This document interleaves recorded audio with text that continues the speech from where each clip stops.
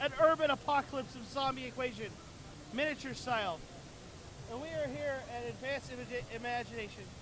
Please, Jim, explain to everyone why this looks so cool and what it is. So this is Necrovirus. It's a 3D zombie apocalypse survival game. So all these models you see here were all printed in full color 3D.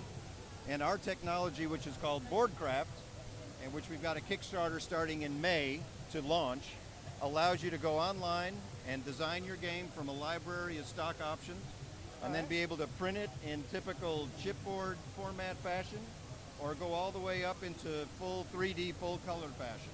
And this board game it's for 2 to 6 players, and it plays just like any other survival game you'd expect. So, real fast about the game, and then we'll get into the 3D printing, because I love it. So we can talk about the game. I love zombie games, and so does the board play itself, or does one person play the zombies and another person plays the survivors? You play both rounds, so everybody goes around playing as survivors, and then you play a round of zombies, where zombies are attacking the fellow next to you in the game. Cool. So you get to play both ways. Awesome. There's supply drops, there's scrounge markers where you go into these buildings and find materials, food, rations, ammo, typical things. There's other missions you could play as far as typical capture the flag and some other things as well. What about if I wanted to use this for like pen and paper games, like All Flesh Must Be Eaten or All They Live, like where there's role-playing games? Can I use it for this? You could do that, and Boardcraft allows you to customize your rule set and your gameplay to do whatever you want. The other nice thing about having this set up, this is our interlocking base design. All of these tiles have a matching pattern like this, and they interlock onto this Boardcraft board, and this is what was printed by the Gigabot printer. Cool. Yeah, over there. Yeah. And so literally you could take this arrangement and play a game with it in this way, and then rearrange the whole game. There's a time lapse on this video that shows you rearranging the game in real time. So you could change in the layout any way you want. So you said in May you're going to be doing a Kickstarter. That's right. Is Kickstarter for this game in particular, or is something else? The Kickstarter is for Boardcraft technology, but this game is our flagship game that we're announcing with the Kickstarter, and that will be the first thing you get with the pledge. Cool. So I hope the pledge levels are awesome. We'll put show notes in all of this. Jim, it's been a good talking to you. Great. Guys, thank you. I got to go keep walking around the floor, and we'll see you guys later. Appreciate it. Pocky D still at South by Southwest. Why? Because they haven't thrown me out. And right now I'm with Luke, and we're seeing Speedrunner, which is not a video game about people playing video games and breaking them, which is not that. It's not that. This is a game about people who run really fast. So running. That's really what it's on. Yeah. So is that about right, or a thing? More or less, yeah. So Speedrunners is basically Mario Kart on foot. So you have weapons that you shoot at each other to try and get ahead of the other player, and the goal is to be from first place and knock the other players off the screen. And once one player gets knocked off the screen starts shrinking, so it becomes very, very difficult to see what's going on. It's a lot of fun, and you guys actually got real famous. This game got really famous because there's a speedrunner event called Awesome Games Done Quick, which is about the Prevent Cancer Foundation. Yep. And they did a speedrunners speedrunning bundle. Bundle. And if it sounds like we did some bizarre inception, the game is called Speedrunner. They're speedrunners, and it had skins of famous speedrunners. Yeah. And the thing. So yes, I'm cross-eyed now. Yeah. It was ridiculous. It was ridiculous. And that's the game is really fun. I recommend it. Where can they find this game if they want to get it? So right now it's on early access on Steam. That's really the only place you can grab it. Cool. And so I will let you guys go, but we'll be talking to Luke probably later about some other fun things. Fantastic. All right, so this is Nate here with Fanboy TV, and I am with Behold Studios, the creator of a well, I won't say recently, but fairly recently kickstarted little project called Chroma Squad. If you've ever wanted to make your own Power Rangers series, this is the product for you. And let me introduce you to our representative for Behold Studios. You are? Hi, I'm Saulo from Brazil. And I gotta say, first question that I want to ask you is, you guys have done several other projects, several other published games before. Can you tell me about them for a second? Right, yeah. We released on 2012 the game called Knights of Pen and Paper, and it was an IGF winner. We won the Independent Games Festival for the student showcase, and it's a game about like a group of players playing a tabletop RPG. So it's a very meta game with RPG, of course. Yeah. So you gotta remember to fuel your mana with cheeseburgers, right? Yeah. And Mountain Dew. Yeah, that's right. All right. So if you've ever played that one, and trust me, I have. It's a wonderful title. So I'm very excited to see you guys coming up with a new one. But why a Sentai series? We grew up with Sentais. In Brazil, it's very popular, like the Super Sentais from Japan, like Changeman, Flashman, and Geo Ranger, and of course Power Rangers. And we decided to make a sim with a theme that's Power Rangers like. So in this one, I understand you get to do just about everything, which includes very nicely a tactical RPG mode that is actually how you film the episodes, the actual fights. Yeah, basically you have the management side of the game. You have to manage your studio. So you have money, and you have to hire actors. You have to purchase camera equipments, and you take care of the suits and the costumes as well.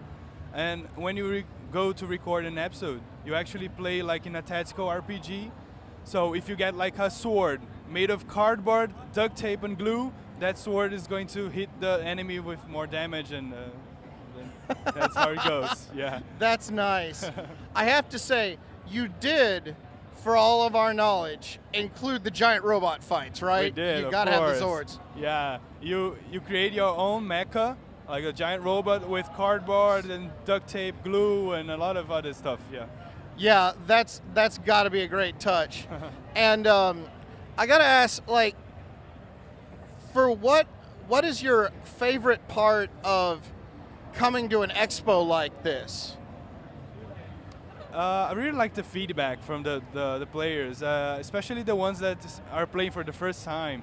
They're like pretty impressed with the idea to have like a TV studio recording episodes for like a Power Rangers show. I really like the feedback from the players and the community. It's always nice to see, you know, get a hands-on with your audience like that. Yeah, of course. Yeah. Well, let's see. I guess if I can wrap it up right quick, what would you say was the one thing that is your favorite part about your game? Oh, that's really hard. Well, of course, it's your baby. I really like the meta. I think the fact that sometimes you get like something made of plastic is better than something made of like cardboard, and that's really funny. So, and sometimes the actors forget that they're like acting. They think that they're like real heroes. So we got tons of like ideas from that. Yeah. And you can Michael Bay it up and like buy lots of explosive barrels, right? Yeah. All right. Hey, thanks, man, a lot. Thank you, This I is appreciate it. Behold Studios with Chroma Squad. Check it out, folks. I'm Pocky D with Broforce! A game that gratuitously makes people high five. Broforce is the most bro-tastic, bro-awesome, broing game ever. And I have with me Richard and Ruud. and you guys are one of the 3 people or 4 people responsible for this game. One of the very many people. Many people. Our team's about 8 now. We're both code monkeys. It keeps growing, like kind of as we unlock more bros and broforce, people just keep joining the team somehow. So it's like for every bro you get a new team member or something like It that? feels like it. So for those who don't know what Broforce is, other than it is the most bro-tastic game ever, explain Broforce. So Broforce is a retro-style, super violent action tactical platformer where you play as parodies of 80s and 90s movie action heroes in a quest to liberate the world from terror and spread freedom, democracy, and the American way. Democracy! That's what So- we're all about. You have bro versions of like so many characters. You have Bro Machete, Brobocop, Time Bro, Brominator, Brominator, MacBrover, and then Bro Ripley. Ellen Ripbro, Bronan the Barbarian. Yes. And what's fun is they're just like cosmetic changes. Like, oh, well, thing, whatever. No, they all play different. You have Bro Blade Bro. Bro. But he really is all melee. He has no range attack really. You have Bro Max is my favorite at the Yeah. moment. He's got a flame shotgun and Yeah. a boomerang, which is just right. badass. But everyone plays differently. Everyone has special maneuvers. There's lots of strategy involved in the game. A lot of team play. A lot of team killing. I love when you're thinking about your games. It's challenging, but not like so hard. It's not like like Dead Rising or not Dead Rising. Dark Souls hard, where it's all like, man, I'm just gonna die every turn. But when you beat it, it's like, yes. Yeah, I mean, you die quite easily in Broforce, but every time you restart, you start as a different character, so it keeps it fresh. It doesn't get repetitive or frustrating, really.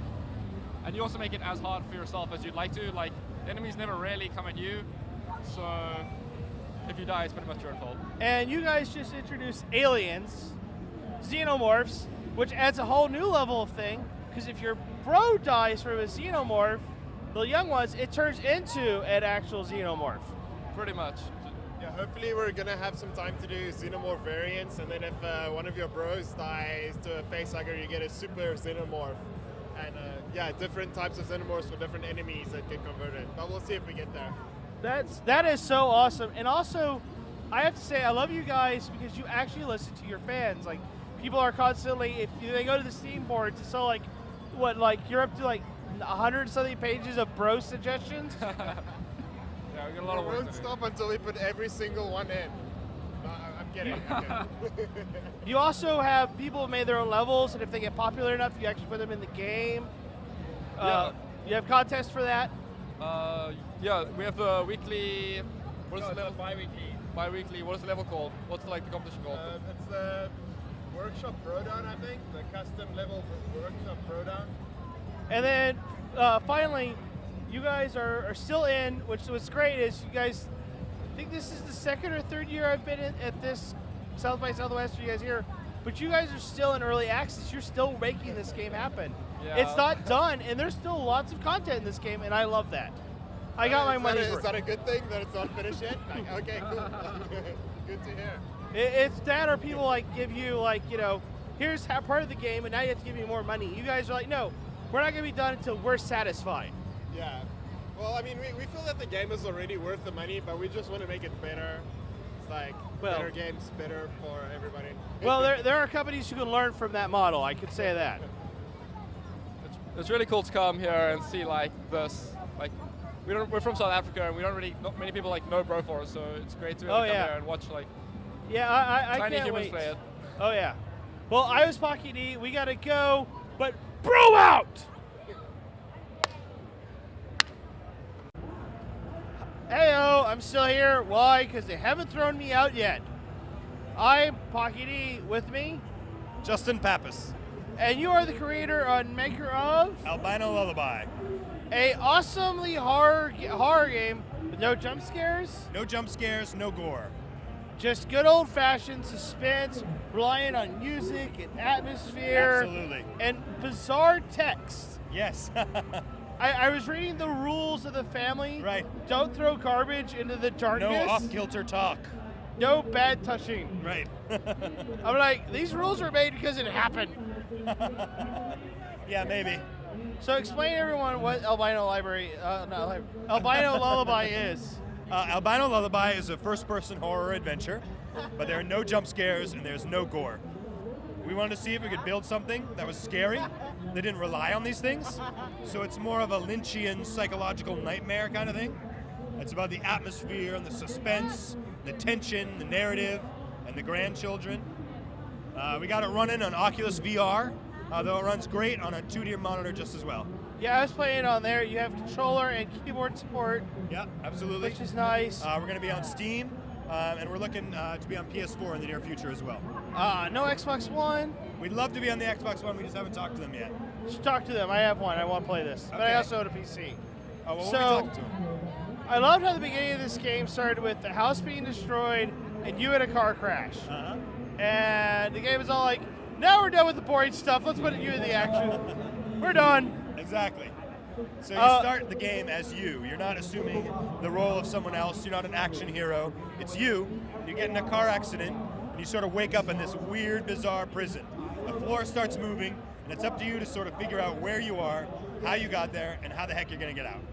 So I found it very interesting because the colors, everything about it is like overly stretched. It feels like even the music feels like just daunting on you, and like you're so tiny. Oh, yeah. Or everything's so tiny. Yeah, there were chairs and couches, but it's all like, this isn't proportion, right? Yeah, you are a little bit smaller than the rest of the environment. I don't want to say too much about that or why we're doing that. We got footage over here. Absolutely. This is the game trailer done by Jack Terror. He's our trailer genius in resident. I also like, one of my favorite aspects of storytelling is via basically not making it so like, story. Like you actually tell people like story while reading these notes, or I just found notes, but like also something that I felt like was the wall that had all the rules of the family. Right. Like I said, don't throw the darkness, no bad touching. Our game is very narrative heavy, but we didn't want you to have to read all this stuff to understand what was going on. We wanted you to be able to understand our main character, which is our environment, just by exploring it. So as you explore, you can uncover the history of this place and its true nature just by looking at it. Cool. So when is the game supposed to go final live? We're going to release the first of 3 episodes at the end of spring. And then we're not sure yet on PS4. You can get the full season pass, though, ahead of hand for a discount. Cool. Well, where can they find out more about the game? Head to albinololullaby.com, where you can get the first 40 minutes of the game early with a pre-purchase. Cool. I recommend doing it, guys. This was definitely a lot of fun to play. Well, fun is a word I used, but it was something I played. In a good way, though, not that whole bad, I played a game, why? So, definitely give this a try. Pocky D, I think I saw something really cool. Let's go find out what that is. All right, so once again, this is Nate here with Fanboy TV, and I am with one of the men involved with Prismata here, which is actually a really cool concept. But first, introduce yourself. So my name's Elliot. I'm one of the developers of Prismata. We've been working on this game about 5 years. And what exactly is so special about this game? Give us the genre. It's kind of hard to put it in a genre. It's a little bit of a combination between real-time strategy, tabletop board games, collectible card games, but really it's nothing like any of those. It's really kind of in the middle. That sounds pretty awesome, actually. So let's see. First of all, how many guys you got working on this thing? Well, there's me, my 2 co-founders. We have a couple of full-time guys. We have 1 artist, a couple of interns, and also a few friends who've been with us the whole time who are still in school, but have been contributing to the game sort of on the side. That's cool. I have to say that looking here, that's indicative of the speed, huh? Well, these are 2 bots playing against each other at the fastest possible speed. If you're playing it by yourself, you can play it as slow as you want. But at the same time, well, for the RTS element, I would imagine speed is important. So just tell us a bit about the general gameplay. So it's a turn-based game. Over here you got your workers. Every turn they produce resources. That's all the stuff you can buy. You got your techs, attackers, defenders, and your goal is pretty much to build up an army, breach your opponent's defenses, and eliminate them. There's over 100 different units in the game. Every time you play it uses a different set of units, so no 2 games are the same. It's different every time. So is there any element of like deck building or anything involved in that, or are you handed a random selection each time? So you don't have to collect cards, you don't have to build a deck or buy cards or anything like that. You just sit down and play, and the units available for purchase change from game to game. So it's like a random setup element that you might find in board games like Dominion. Oh, all right. So I guess one of the other things I want to ask is, where are you guys from? So we're from Waterloo, Ontario, which is near Toronto in Canada. All right. And what inspired you to create a video game, really? Well, a lot of our group were big strategy game fans. We all play games like StarCraft and Magic the Gathering. We just wanted to create a game that combined different aspects that we liked in the different genres that we liked, and there was just no other game that existed like this. We built a little prototype, we played it a bit. We had developed other games before, but this one we found so addictive that we just kept pursuing it and playing it more and more for years, and we just kept adding more units to the game, more stuff, and eventually we actually quit school to make this version right here. We have a full online server, we now have an active online community, it's been great. So how can we obtain Prismata right now? What kind of state is it in? Yeah, so if you go to prismata.net, right now we're in an alpha. We have founder packs available for early access. You can also get into the alpha just by signing up on our website. The game is intended to be completely free. We're making money off the game by selling customizable emotes and skins, so there's none of that garbage free-to-play nonsense. It's a truly free game. The single-player campaign we're working on right now is going to be completely free, and you just go to prismata.net if you want to join the alpha. All right, so once again, this has been Nate with Fanboy TV talking to Elliot of the development team of Prismata. Go ahead and go check this thing out. It looks pretty cool. Thanks. Pocky D still at South by Southwest because I am amusing to some people. Some of these people include Felix, a master of, what is your game again called? It's called Crosscode. So it's a combination of an action RPG and an action adventure. So it tries to combine, like, let's say Final Fantasy with Zelda. Yeah, it feels very Zelda-ish, very old school, top-down, whatnot. Also, I love about your character is she can't talk. She's basically was a robot. Yeah, well, you wouldn't say a robot. That's actually not certain at this point. All you know is you are a character and you cannot speak, so she cannot respond. She actually just learned one word she can say, and that's hi. And that's all there is. There's also a lot of puzzle aspects to this game. Like you have to ricochet your you attack with orbs or energy balls, and you attack around and you have to ricochet them off surfaces, and you have to be a bad guys to get energy so they could charge up places. And it's high, even though it's flat 2D bird's eye view, you have depth to this game. Yeah, it's like if you remember games like Alundra for PlayStation, it has also like these 2D graphics, but you can actually jump on different levels, and depending on what height you are, you can hit different things. And that's what we do in Crosscode too. So there's a lot of puzzles where you have to shoot balls, hit walls, and hit certain things around the corner that you normally couldn't reach. And depth is very important there too, because your balls always fly on the same level. So you have to be on the same level as a switch you want to hit, for instance. And it's a very interesting game. I found it, I was watching you play because there's just so many games here. I was watching you play, it looks really enjoyable. I like how it's you have to think very quickly in this game. It's not like sit there and plan it out. You actually have to very quickly plan out what you got to do. Yeah, I mean, it's a very fast-paced game. So there's an action combat system. You have to react fast. You actually have all the moves. You can cancel almost all your attacks to avoid enemy moves, for instance. But there's also like this RPG aspect. You can actually level up. You can learn skills. So there's also a lot of passive planning. You can choose your equipment to match your enemy skills and stuff like this. So we try to get both under the same hood, which isn't simple, but so far it seems to work pretty well. So. And what system will this game coming out for? We actually plan to release this for PC, on Windows, Linux, and Mac on Steam. Cool. And we also plan a release for Wii U. That's at least one of the stretch goals. This game is currently in development on Indiegogo. Cool. And the Wii U version is essentially a stretch goal of about like 100,000 euros, something like this. So where can people go to pledge to your Indiegogo campaign? So you can visit our game on www.cross-code.com, and there is a very obvious link to our Indiegogo campaign. Or you can just Google Crosscode. You should find it that way as well. I really enjoyed watching you play this game. I like I said, I've been very busy, and this is just packed this year, more so than I've ever seen in a year. So I didn't get a chance to play a lot of people's games. Yours looked very cool, and I liked the idea of it. I wish luck. Sorry, I just brain farted. This is how my day's been going. Where else can he find you on Facebook or anything? We are on Facebook, we are on Twitter, we are on Tumblr, we are on all kind of social channels these days. So again, if you go to our webpage, cross-code.com, you find all the links actually in the upper right corner. Cool. And this is Pocky D.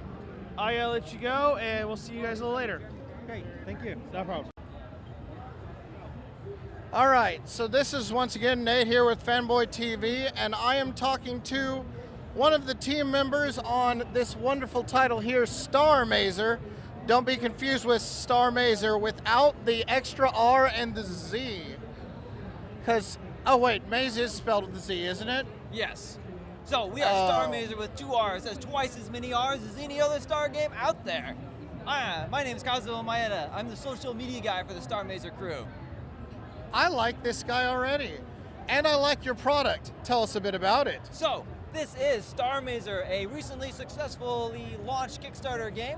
It is a side-scrolling shmup, very reminiscent of old school games like Gradius and R-Type, basically games that we grew up and loved. You'll see right here your side-scrolling shmup action gameplay and its awesomeness.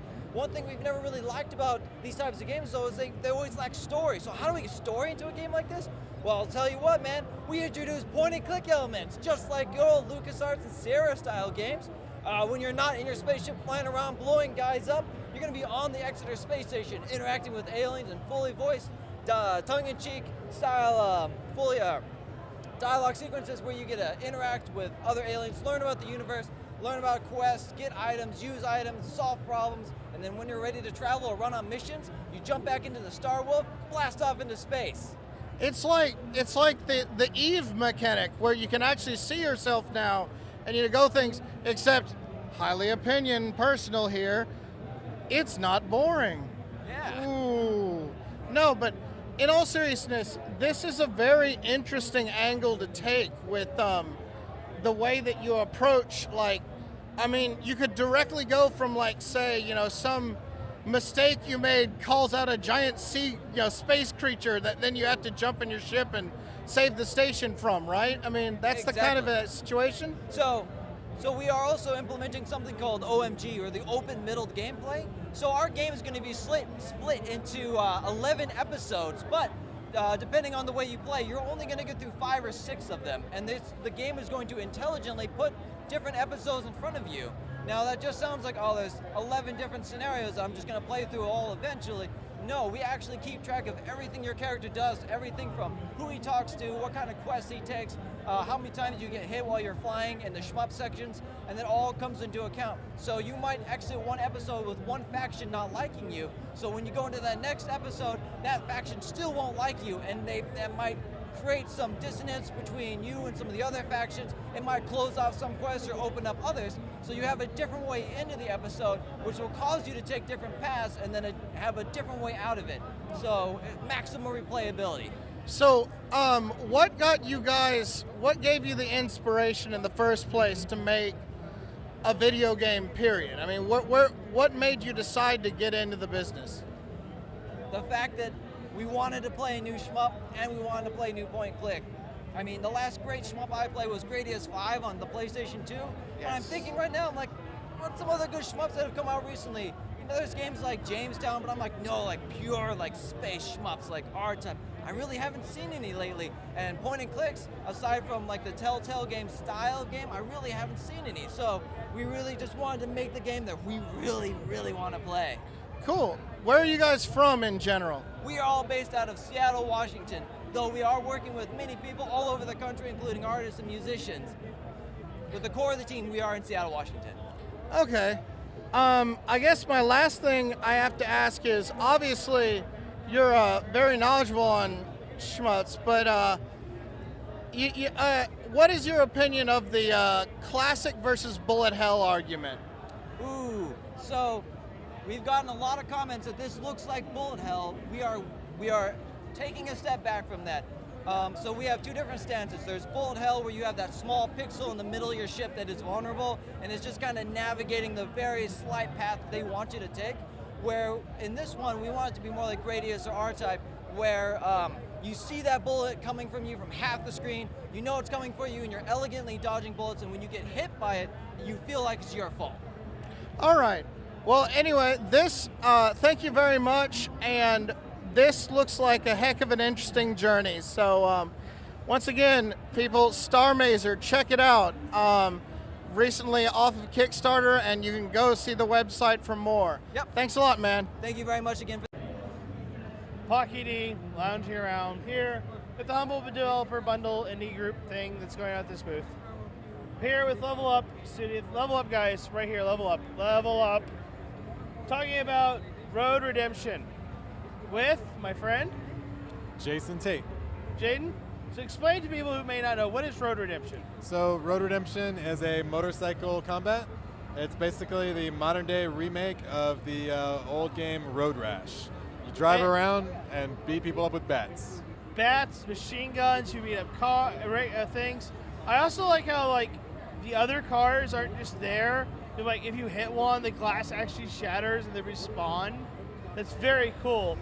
It also seems to be a multiple, from one end of the country to the next, and you get closer, it gets harder, I assume? Yeah, so the game, we call it kind of a road light. So it's you're driving from one end of the country to the other, but each playthrough, it's a randomized experience, so where it's randomized levels, randomized missions. So it's different every time, but when you die, it's permadeath, and you have to start over from the beginning, and you get some upgrades that you can carry over with you.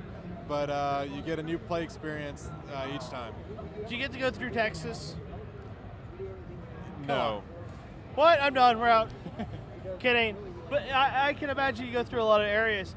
Some of the areas, though, kind of the Midwest is famous for not a lot of stuff.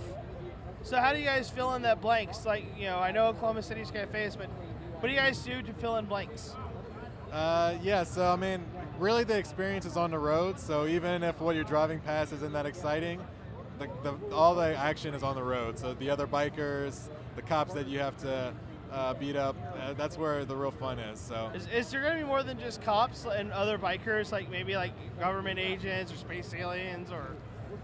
There's some crazy stuff as you get further into the game, and we're actually working on adding some more content, and we got a whole storyline that's coming up soon into the game. That sounds very cool. So where can people find out about this game if they want to know more? You can go to roadredemption.com, or you can check it out. We're on Steam and the Humble Store. We're on early access right now. And when are you looking to have this game released? We're targeting a September release for PC, and then later at the end of the year, early next year for consoles. Cool. Which are the consoles? We're doing Xbox One and PlayStation 4, and then also exploring some other consoles also. Cool. And as far as weapons goes, I have to ask this. Baseball bat, machine gun, are they going to be more than just baseball bat? Will you get other weapons that do more or less damage or the same thing? Yeah, so we have a lot of weapons that vary in attack speed. So you have a tire iron, a samurai sword, that might be a short weapon but a fast attack speed. And we also have long hammers and axe that has a long reach but not quite as powerful. That sounds very cool. Well, guys, this is Pocky D. I'm going to keep walking around, finding out what's going on. It's good to see you, good sir.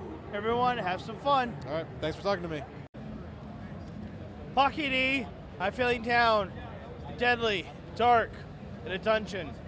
I must be at, I am at Raccoon Studios game that is so awesome, it makes other streamers more awesome just by comparison. I'm with Kier. Hi, I'm the programmer on Darkest Dungeon and part of Red Hook Studios. You are responsible for an awesome game, partially. You. And so explain to people who may not know why this game is awesome. What is this game about and why is it cool? Darkest Dungeon is a turn-based RPG that deals with the challenges of stress. So it was built out of the idea that if you went and killed monsters for a living, you're not just going to come home and be like, well, that was a day at the office. You're probably going to be a little messed up. So we deal with a lot of psychological traits and quirks that can be affected to your heroes and having to live with what your heroes have become. Yeah, the longer you go in the dungeon, even some of your heroes can start backstabbing you or ignoring orders or not healing as much or even start just freaking the heck out for no good reason. Yeah, we have when they reach their limits, we find out what they're made of. They either fall apart under stress and become like a masochist and won't accept heals, or they might become courageous and encourage the party to do better. There's also a lot of strategy. You have lots of different options and gear and different characters involved in the thing. It's also very roguelike. Yeah, we have a lot of roguelike elements. We got the procedural maps. We got permadeath, the persistence. So if something's happened to your hero, you're going to have to live with it and deal with it at a later date. No backing up on your saves. And this game is dark and deadly.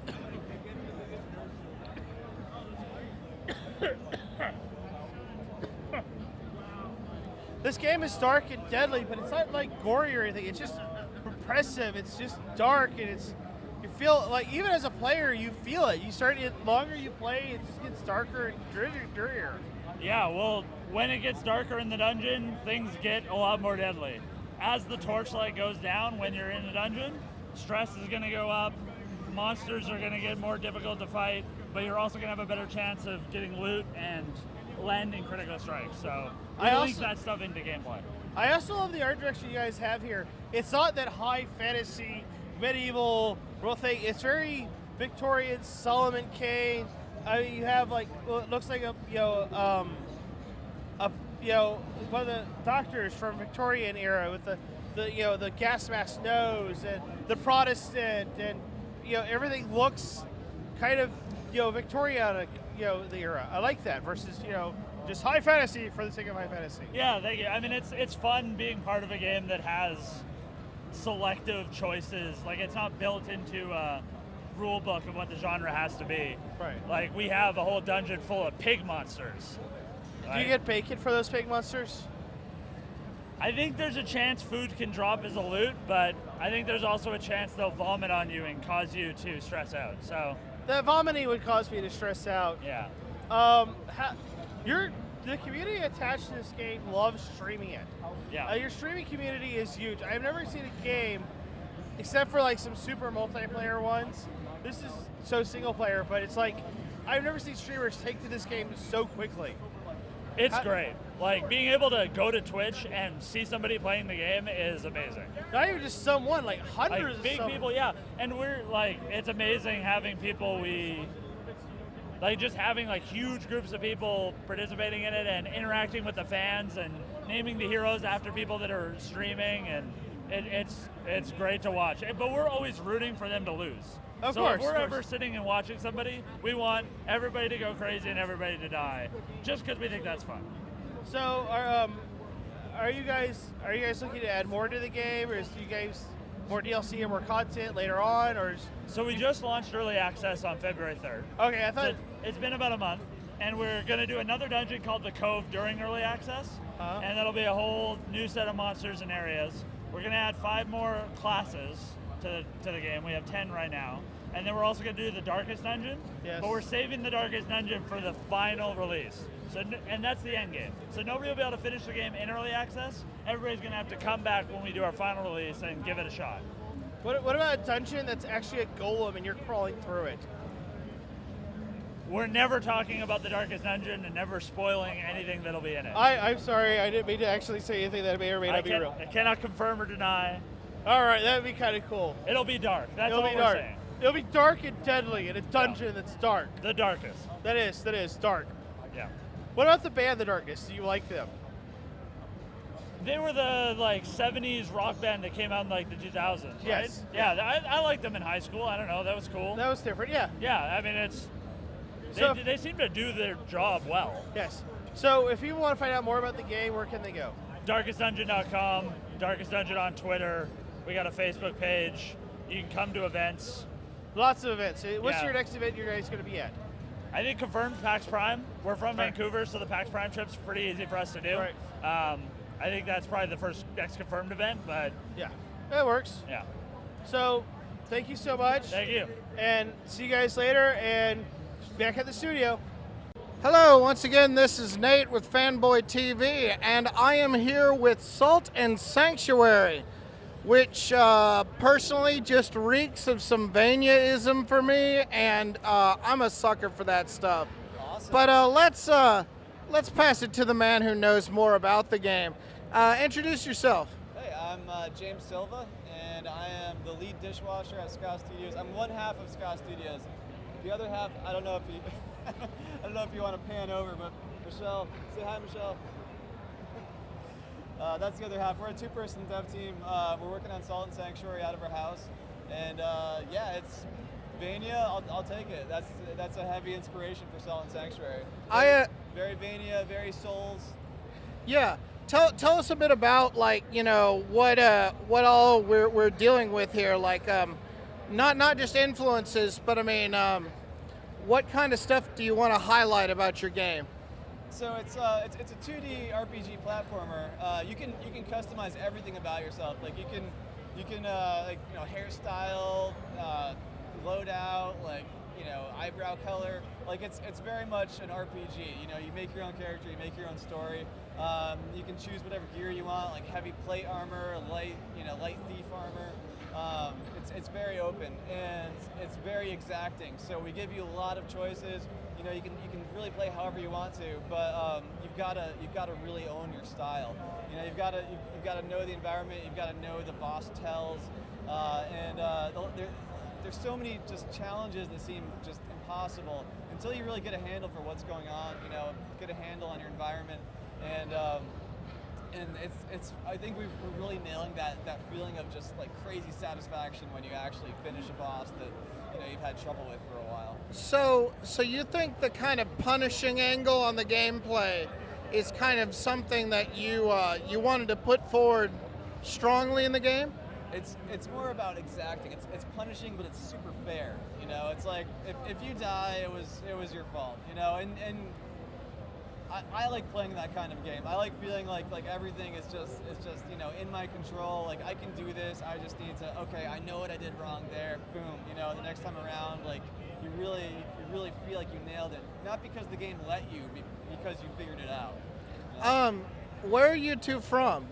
So we're from Seattle, formerly upstate New York, but yeah, we're a Seattle studio now. All right.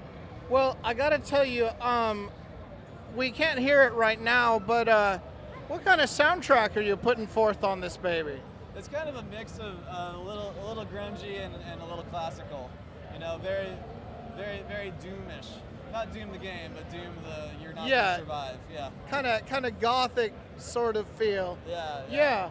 I have to admit, I'm very impressed with the visuals and everything, and I gotta say, which one of you two is responsible for those? It's kind of a shared thing. We both do pretty much everything. It used to be just me doing like just everything, and then Michelle, she does art too, so we kind of like match art in the middle, and then I'm doing all the animation and level design and music and stuff. Well, I also got to ask, what got you into making a video game? Oh, it's what I wanted to do my whole life. Yeah, I mean, ever since we got a Nintendo when I was like 10 or 11 or so, you know, and that's I started learning how to make like text adventures. You know, like you are in a room, do you go north or east? You know, I was making text adventures when I was 12, and you know, trying to make my sister play them. She never wanted to because they were always unfair. You know, they were punishing text adventures. So you go east, you die. A monster killed you. Do you want to start over? It is dark. You are likely to be eaten by a grue. Exactly. Yeah. Well, it looks great, and I look forward to seeing a polished product. How can we find out more about you? So our website is ska-studios.com. Our Twitter is ska-studios. We have saltandsanctuary.com, right? We have saltandsanctuary.com. I can never remember the state of the online stuff. I think that's pretty much it. All right. Twitter. Well, definitely come check out Salt and Sanctuary. It looks like a great game, and it's been very nice meeting you, sir. Thank you. You too. All right.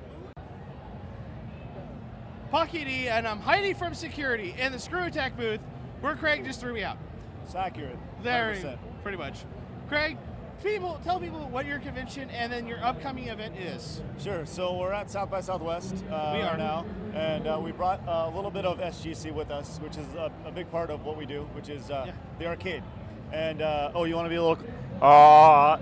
We brought our arcade, and SGC is coming up this summer, so we're like, hey man, let's get out here and let's show people our arcades. That's what we're doing, and SGC is fun, so that's what it's all about. We bring the party.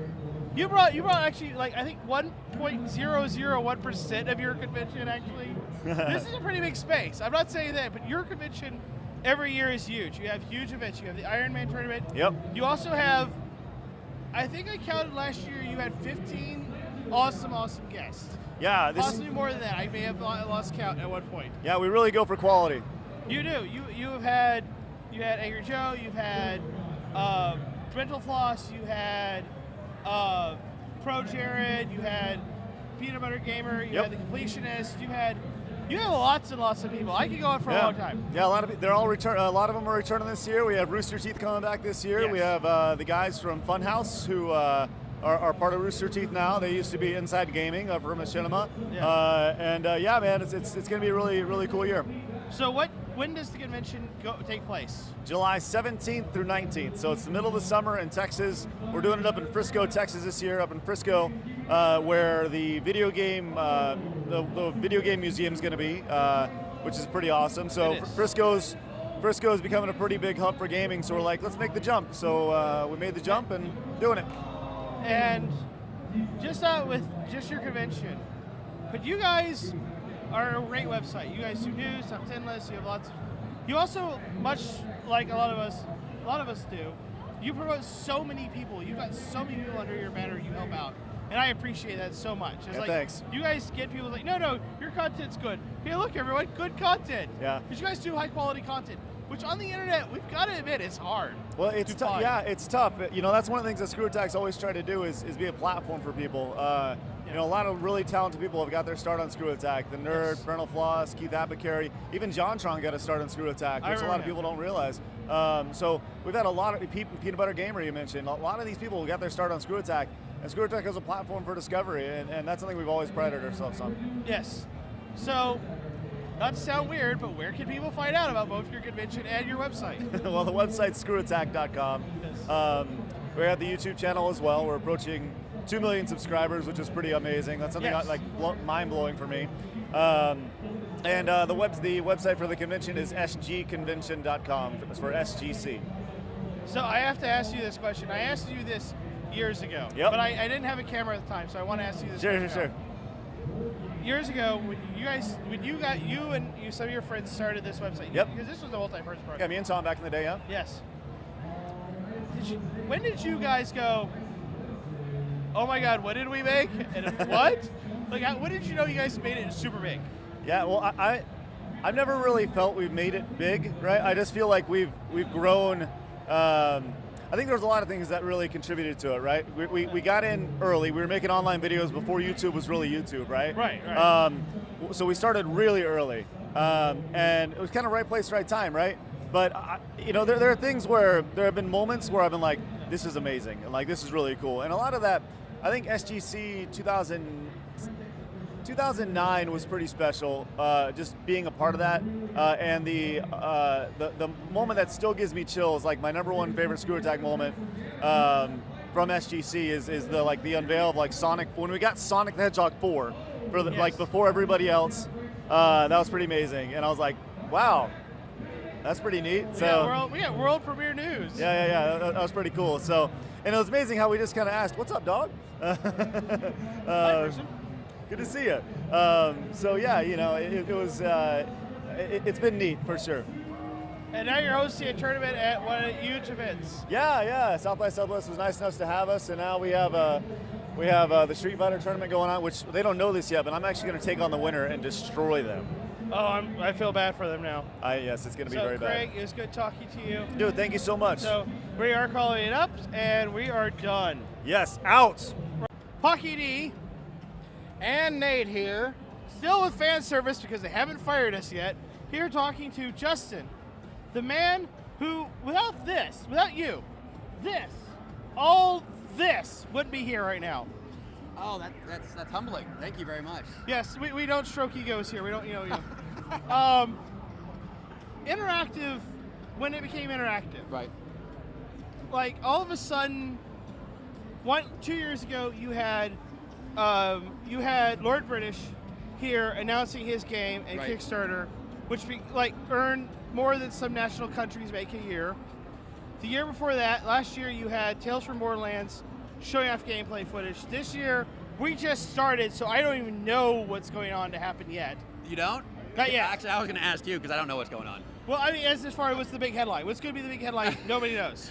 You know, it varies because this year, what was cool about what we did focus on this year was because we've grown into like so many different buildings now. This is the core of it, but there's panels at that building now, panels at the Hyatt now, and then we have our big award ceremony that went awesome last year. That's going to be tomorrow night at the Moody. So what we did was, okay, we can't grow anymore unless we grow into more buildings. Let's focus on the quality. Right. So that's what we kind of did this year, and we stepped it up. So you'll see some surprises over the weekend that I can't say yet. Oh, I wish I could be here. Unfortunately, we have a 7-hour marathon next day. Unfortunately, that's already aired. This won't air for another couple weeks. But, I mean, this has grown. And the one thing I love is you have, in one side, not excluded, but you have your AAA guys. Right. And then on the other side is just as much space as indie developers. Yeah, I love it. And the indie guys, I mean, it is awesome to see how much space you've given them and so much love. Oh, I love it. I mean, and that's what this should be about. It's a celebration of all areas of gaming, all areas of geek culture, really. I mean, Back to the Future DeLorean replicas here. I mean, I love that thing. I saw that, I'm like, oh, that needs to be here. Yes. Yeah, I mean, the indie is strong here. AAA love is strong here. I mean, it's really, really kind of evenly done. I think it's impressive that you've got everything here from like these brand new indie titles to like established MMOs to mobile games. I mean, yeah, like he was saying, but you know, the one thing that sticks out to me here, the middle of this room, by the way, is dedicated to tabletop stuff. Oh, yeah. And I think that is fantastic. I mean, when you said general geekery, there is nothing like putting a Magic the Gathering tournament in the middle of a video game, you know, expo, to suddenly go, hey, we accept everyone here. Oh, yeah. I mean, Geek and Sundry loved it. Oh, yeah. Yeah, you're right. And that was very cool that you got them. But I got to say, who is most, how would you say, who would be the most important person that you've ever, in your opinion, surprisingly got to come here? Oh, wow. Yeah, who was the guy where you're like, we got who? Yes! Yeah, I mean, but that's not fair, and I'm gonna be like a cop out here, because honestly, I practice what I preach. Like, I'm 34, and I am a geek in every way. I play every game. I own every system. Your shirt's a shield. I mean, a vendor. You know what I mean? Yeah. It's just like I am the geek building this. So I'm not just some guy who sees. Oh, there's opportunity in this world. But I love this stuff. Yeah. I mean, I'm gonna go home and buy the games that I know are coming out on March 17th. There's like 4 or 5 games I want to buy this week. You know, I buy them all. And in terms of comics, I read them all. You know, so it's like, I can't pick one because I love everyone for what they are. And that's not a cop-out. No, understandable. no, that's fine.